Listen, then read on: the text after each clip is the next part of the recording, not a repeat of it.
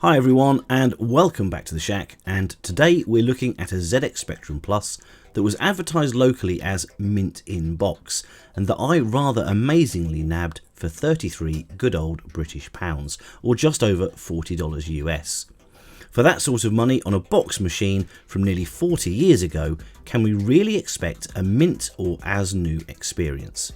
Let's find out.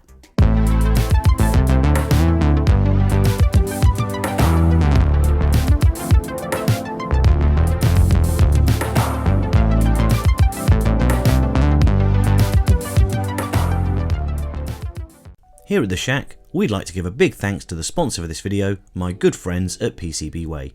They'll be helping us out with our PCB fabrication needs and offer a very professional and high quality service for extremely reasonable prices. They can even populate your PCBs for you if you're tired of waving a hot iron around. There's a link to their website in the description where you can check out all of the amazing services they offer. Now back to the show. So here we are, our lovely cheap ZX Spectrum Plus in its original box, and I suppose we should start there. The box isn't ripped or torn, but is clearly and obviously showing signs of wear, but then again it wasn't advertised as mint in mint box. Semantics aside, when I cast my mind back, I was still on my rubber keyed 48K at the time the Plus came out, and I remember by the time I'd seen one of these in the flesh, so to speak, at my local WH Smith's, it was Christmas 1984, and I was lucky enough to get an Amstrad CPC 464 under the tree that year, and the Spectrum 48K went on to a new home somewhere else. I'm convinced to this day that the only reason I got a CPC 464 for Christmas was because at that time we only had one television in the house, and my mum was fed up of me hogging it. I wondered why my mum hadn't just bought me a small television for my Specky, but I guess that would have meant me being up all night watching After the Watershed programmes instead of getting a good night's sleep. Anyway, one thing to note about this packaging is its total lack of anything to do with specifications, regulations, health and safety, etc. that we take as read on today's stuff. Let's open up and take a look inside. Weirdly, even though I've seen and handled 100 of these machines in the past 20 years or so, since I started tinkering with older machines, I've still got a sense of anticipation, almost like I'm my younger self opening up this box on a cold Christmas morning. The polystyrene inner is in amazingly good shape. There's a piece over here that's come loose, but at least it's still there. Fingers crossed, everyone, let's lift the lid.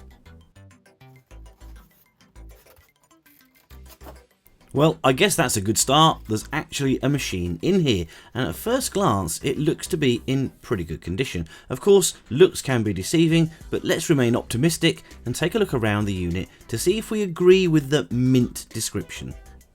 On the rear, all the ports seem to be present and correct, so there's at least a mainboard in there too, another tick.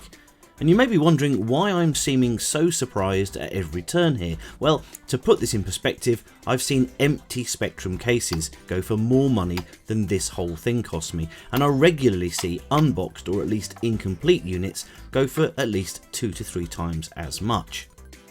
The serial number sticker is still in place, and in general, I've got to say this is a nice and tidy case. Not mint, but not bad at all. Let's see what else we've got in the box.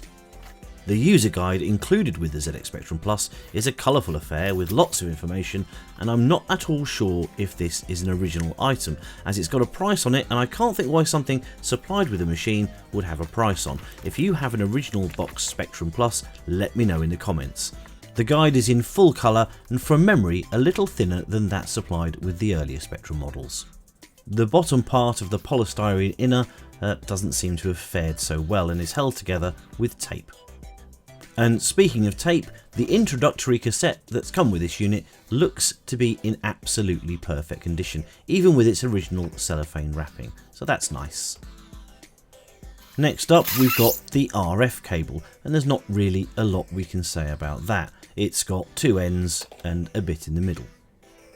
The power supply has got the obligatory UK 3-pin plug of the era, absolutely not safe today as it's not a moulded unit, and I won't be trusting this to power the machine. I'll test it, but I won't be using it. Right, that's it all unboxed. Let's take a closer look. When it does come to plugging in, I'll be using this modern power supply, which is rated at the same as the original, but it's a much more stable and reliable design. But before we do that, I want to have a look inside to make sure there's nothing obviously amiss on the internals. I'm looking for blown capacitors or anything like signs of a spillage or damage of any kind, because I don't want to power it on if there's something obvious we can fix beforehand. There are 8 screws in total, 7 to hold the top and bottom part of the cases together, and 1 more by the expansion port, which holds the main board in place.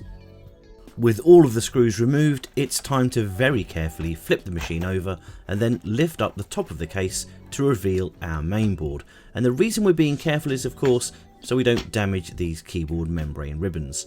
These ones are extremely tightly fixed in here, so I'm going to assume that this is the first time they've been removed since the machine was built. Once the ribbons are free and wriggling around, we can see that this membrane is in really good condition and the connections are showing no real signs of wear, a good indication that this machine hasn't been opened up and tinkered with over the years and has been stored in a nice damp-free location. In other words, things are still looking good for us here. The main board is an issue 6A, which is the last Sinclair revision before the Amstrad machines came out. There are no real reliability issues with these boards, and from a casual look it looks in really good condition, apart from this speaker, which is all bent up and out of position. Not sure what's happened here, but as there's no damage to the case, this could mean that this was damaged when the case was open, or someone was poking through the holes in the bottom and managed to push this out of place. I guess we'll never know. The heatsink isn't discoloured or bent, and the RF modulator doesn't have any scratches to indicate that someone's been prizing the top off in the past. The plastic legs that you use to angle the keyboard still have their original sticky foam pads, and that's a good sign of low wear and tear too. So with everything apart from the speaker passing our visual inspection, let's hook the machine up to the TV and see if she springs to life. I'm going to plug in my Div MMC, which, providing the unit works, will give us a quick way to get something loaded.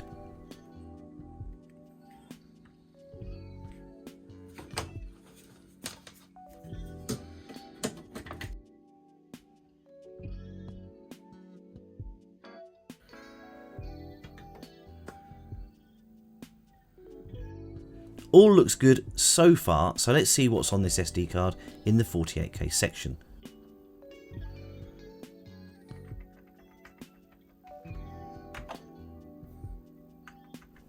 Let's go for The Hobbit. That was a fun game.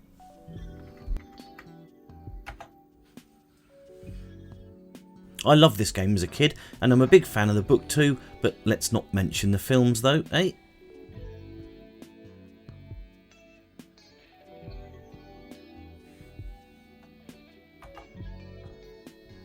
Well, the keyboard seems to work just fine too. Okay, last test before I hit you all with a dilemma. Does the speaker still work?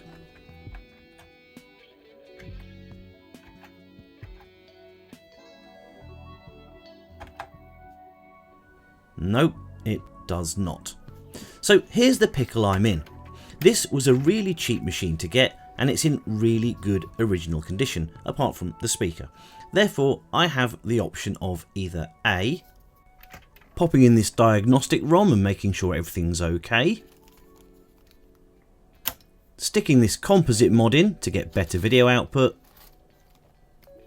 changing all the capacitors because, you know, you should, and changing that speaker out for this spare one off this 6A motherboard. Or not doing any of that, popping it back in its box and keeping it as a near mint original item and just sticking it on the shelf. You see, it only costs £30, so I don't really lose anything either way. I've either got a really nice original machine in its original box with all the accessories for a real steal, and I can keep it as a museum display piece, or I've got a really cheap machine to throw a bit of money at and have a lovely refurbished specky to play on. So I'm leaving the decision up to you guys. There's a poll on the community tab on the channel page, which will be there until midnight UK time on Saturday the 11th of December. Whatever you guys say is what I'll do. Anyway, I hope you've enjoyed this little bit of retro unboxing. As always, if you like the channel, please subscribe and hit the bell for notifications of new content. We'd also love your support either through Patreon or through Ko-Fi if you appreciate what we do and are in a position to do so. If you'd like to donate something to the Shack or have something you'd like me to review, drop us an email. Please leave your comments below as we always love to read them, and until next time in the Retro Shack, it's goodbye from me.